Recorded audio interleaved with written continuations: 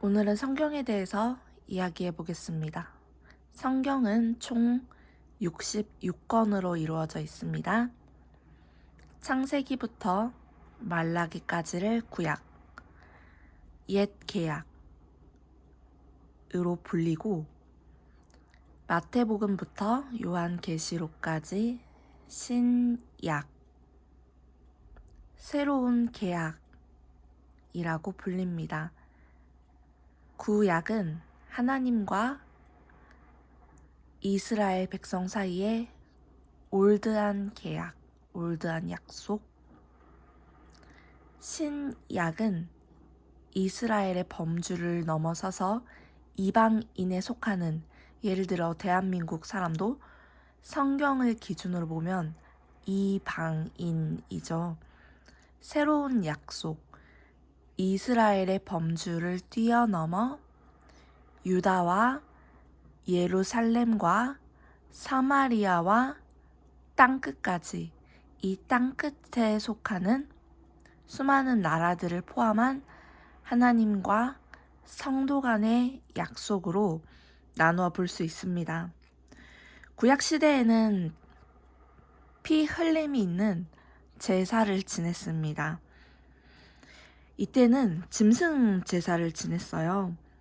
짐승 제사를 통하여서 부분적으로 죄를 사하여 주시는 하나님의 은혜를 경험하였고, 예수님의 희생을 예표하는 제사를 올렸습니다.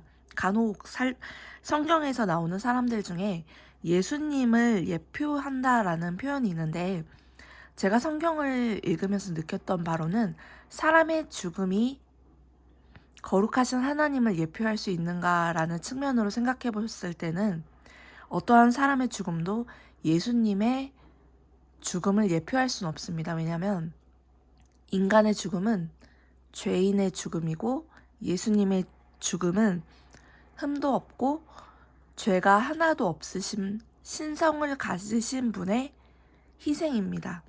인간의 죽음과 신의 희생은 격이 다릅니다.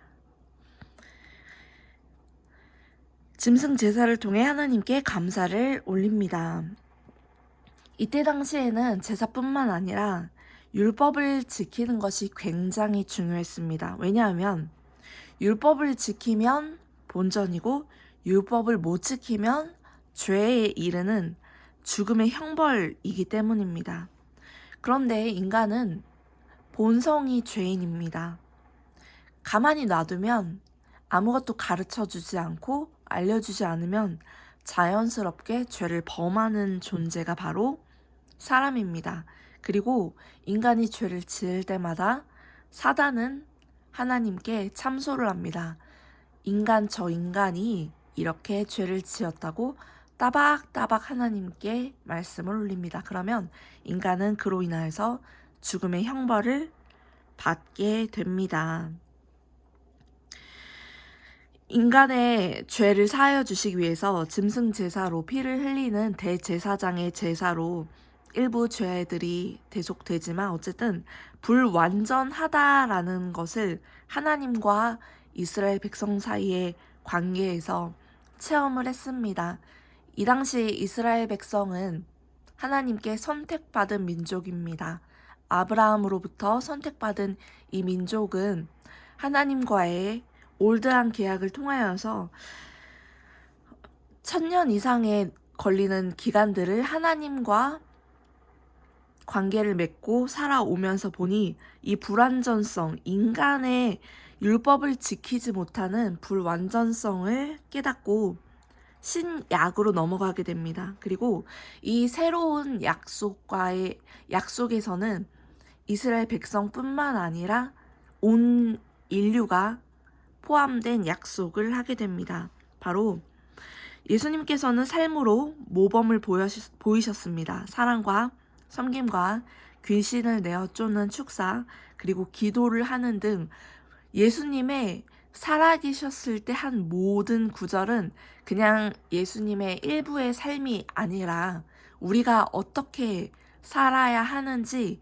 모범을 보이신 일들입니다. 그리고 끝까지 하나님은 고난을 통하여 예수 십자가 형벌로 우리를 포함한 이스라엘 백성을 포함한 온 인류의 죄를 대속하셨습니다. 씻어 주셨습니다. 그래서 예수님을 믿게 된 우리는 의인으로 간주됩니다. 법정에 올라가면, 우리가 심판대에 올라가면 우리가 지었던 모든 죄들을 사단이 나열합니다. 저 인간은 거짓말도 했고요. 사람을 속였고요. 동료를 질투했고 가족을 죽였습니다. 이렇게 사단이 얘기를 하면 심판장이신 예수님은 그 사람의 행동에 회개가 있었는지 검토를 합니다. 회개하고 예수님을 믿은 흔적이 있는지, 그러면 우리의 죄된 행동 자체가 사라지는 것이 아니라 의인으로 칭함을 받고 이 의인으로 간주되어 우리는 심판대에서 하나님의 공의로 말미암아 예수님의 대속을 인정하고 믿은 성도는 천국행을 가게 됩니다. 이로써 영원한 생명을 누릴 수 있게 됩니다. 예수 그리스도의 몸을 단번에 들이심으로 말미암아 우리가 거룩함을 얻었다고 히브리서 10장 10절에는 말합니다. 너희 몸을 기뻐하시는, 하나님이 기뻐하시는 거룩한 산 제물로 드리라. 이는 너희가 드릴 영적 예배니라. 로마서 12장 1절에 우리 몸을 거룩한 산 제물로 드리라고 성경에서는 말을 하고 있습니다. 이전의 구약시대에 올드한 약속에서는 분명히 짐승을 잡아 피를 흘리는 제사가 있었는데 예수님께서 십자가에 못 박혀서 피를 흘리시자 그 모든 예식들이 짐승을 제사로 드릴 일이 필요가 없어졌습니다. 그래서 우리 몸 자체를 죽이지 않고 산 제물로 드릴 수 있게 되었습니다. 히브리서 10장 17절 18절은 이렇게 말합니다. 그들의 죄와 그들의 불법을 내가 다시 기억하지 아니하리라. 다시 죄를 위하여 제사 드릴 것이 없다. 예수님께서 십자가에 못 박혀 돌아가시고 다시는 우리가 우리의 죄를 위하여 짐승의 피 흘리는 제사를 드릴 것이 없다라고 성경에서는 말합니다.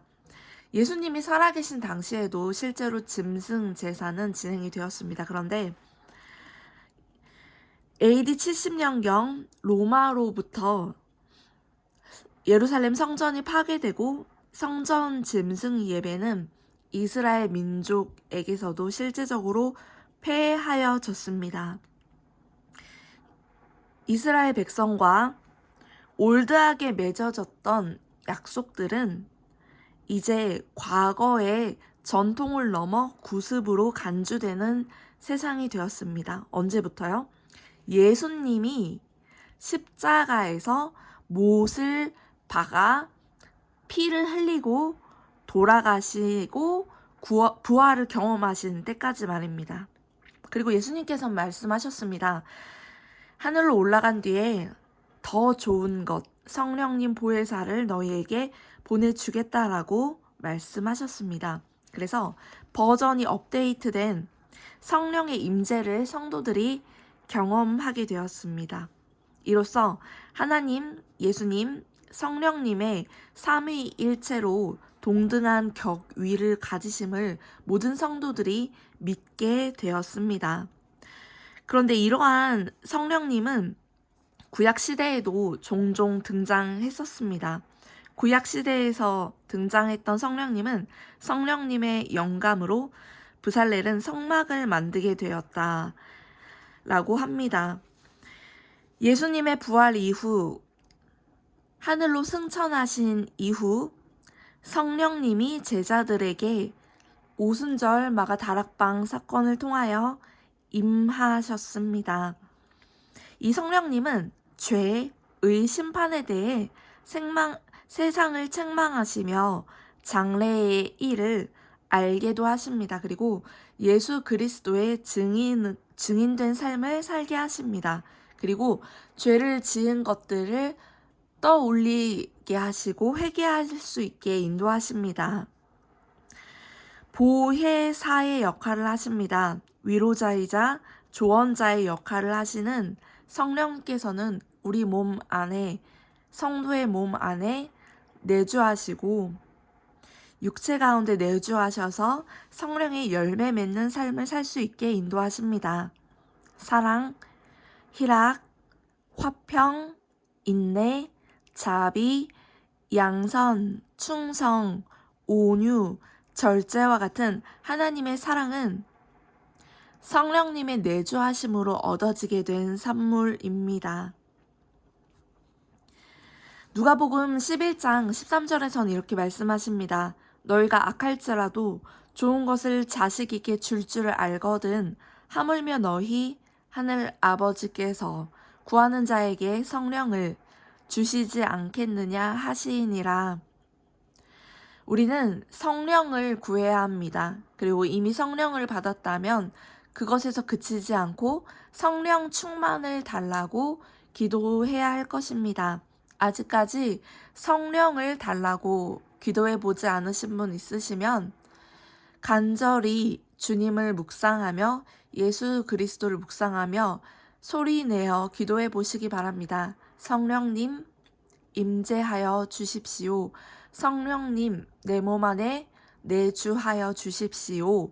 기도하면 즉시로 주님께서 성도의 그 간절한 마음을 보고 응답해 주실 것입니다. 로마서 8장 26절에 말합니다. 우리가 어떻게 기도할지 알지 못하나 오직 성령이 말할 수 없는 탄식으로 우리를 위해 간구하시니라. 우리는 기도의 자리에 나아가서 이렇게 기도할 수 있습니다. 성령님 무엇을 위해 기도하면 좋겠습니까? 오늘 이 시간 기도하고자 주님 앞에 나왔습니다. 무엇을 기도해야 할지 알려주십시오 하면 불현듯 떠오르는 생각으로 하나님께서 우리의 기도의 시간도 인도해 주십니다.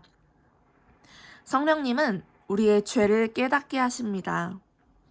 회개할 수 있게 하시고 우리가 직접적으로 정죄할 수 없는 부분에 대해서 성경을 읽으며 무엇을 회개해야 할지 알려주시는 분이기도 하십니다. 둘째로 삶을 인도하여 주십니다.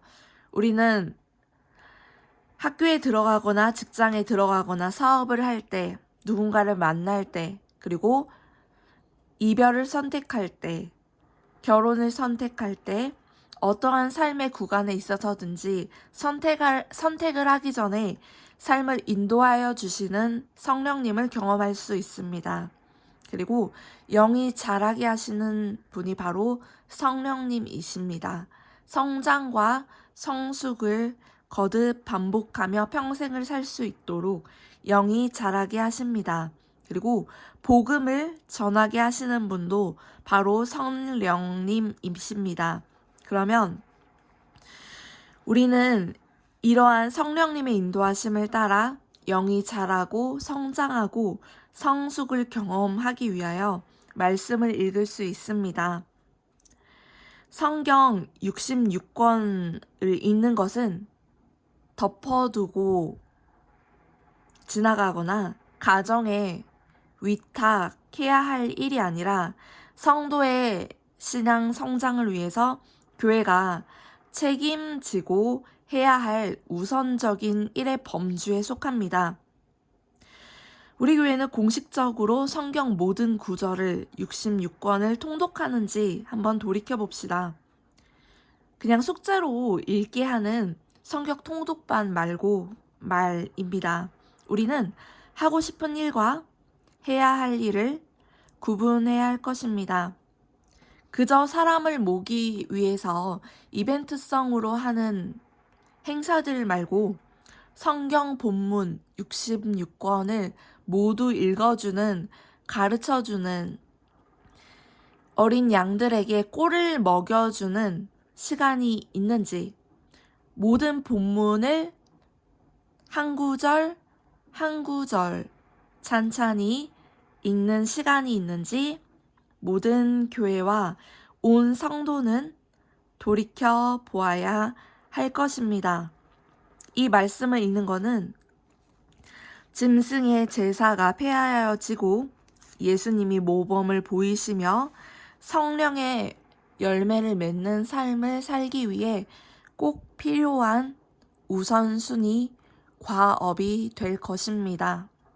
성경을 읽으며 성도를 직접적으로 정죄하는 대신 성경 읽기를 통하여 회개하는 길로 인도할 수 있습니다. 회개를 하게 되면 예수님의 칭의로 말미암아 의인으로 간주되어 영원한 생명을 얻을 수 있습니다.